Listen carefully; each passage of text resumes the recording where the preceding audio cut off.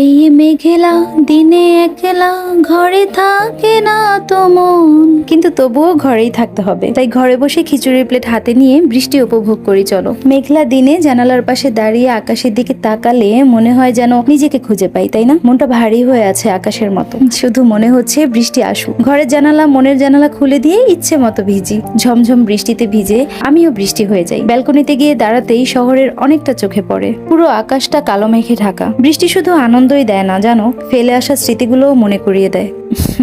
কি জানতে চাও এখন তাকে ঘৃণা করি কিনা? একটা কথা বলি শোনো, ঘৃণা করতেই হবে এমন কোনো কথা নেই, তবে মাঝে মাঝে কিছু মানুষ মন থেকে উঠে যায়, সে যেই হোক না কেন। খুব কাছের কোনো বন্ধু কিংবা প্রিয় মানুষ, আগের মতো তাদের প্রতি আর আগ্রহ থাকে না, তাদের জন্য আর তেমন কোনো মায়া লাগে না। চোখের সামনে তাদের পুরো ছারখার হতে দেখলেও বলতে ইচ্ছে করে না যে তোমার কি খুব কষ্ট হচ্ছে। আসলে কি জানো, ঘৃণার চাইতেও না আগ্রহ হারানোটা বেশি ভয়ঙ্কর।